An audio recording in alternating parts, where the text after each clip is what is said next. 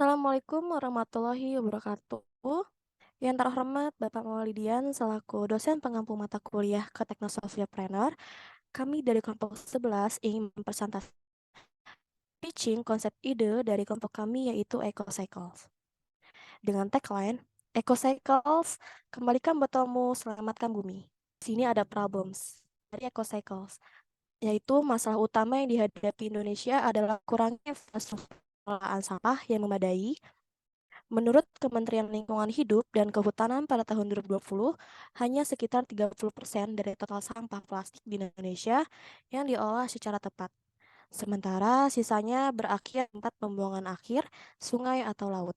Yang ketiga ada solution. EcoCycles merupakan startup yang mendedikasikan untuk menciptakan perubahan positif dalam upaya menjaga kelestarian lingkungan dengan menawarkan inovasi produk yaitu RVM. Visi kami adalah membantu untuk menciptakan siklus lingkungan yang seimbang. Di sini ada prototipe dari produk EcoCycle yaitu RVM. Produk RVM atau Reverse Vending Machine adalah mesin yang dirancang untuk menerima dan mengolah plastik bekas yang sudah digunakan.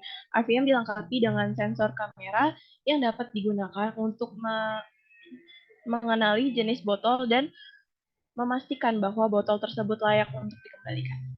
Selanjutnya untuk bisnis model dari EcoCycle yaitu yang pertama penjualan dan pengoperasian reverse vending machine, di mana EcoCycle menyewakan RVM kepada pelanggan. Yang kedua pembelian botol bekas dan pengolahan limbah. Membeli botol plastik bekas dari pengguna RVM, lalu botol plastik yang dikumpulkan dapat diolah dan dijual kepada pabrik daur ulang untuk mendapatkan pendapatan tambahan. Yang ketiga, kemitraan dengan produsen atau merek. Dengan menjalin kemitraan dengan produsen atau merek, pendapatan dapat diperoleh dari kesepakatan bisnis atau kompensasi dari mitra. Selanjutnya ada social impact. Beberapa target dampak sosial positif yang dapat dihasilkan melalui penggunaan inovasi produk kami yaitu yang pertama, mengurangi pencemaran lingkungan, kedua, mendorong partisipasi aktif dalam praktik daur ulang, yang ketiga, peningkatan kesadaran merek dan tanggung jawab sosial. Selanjutnya ada competition. Kami telah menganalisis kompetitor terbesar kami adalah Plastic Pay. PT Plastic Pay Teknologi Daur Ulang juga telah meluncurkan program pengelolaan sampah botol plastik atau Green Campaign dan Circular Economy yang ditunjukkan untuk komunitas dan masyarakat. Lalu ada founding team. Tim EcoCycle terdiri dari pendiri, pengembang produk, ahli teknologi, pemasaran, dan keuangan. Untuk tugas pengembangan produk yaitu melakukan uji coba dan validasi produk untuk memastikan kualitas, keamanan, dan kinerja yang baik sebelum diluncurkan ke pasar.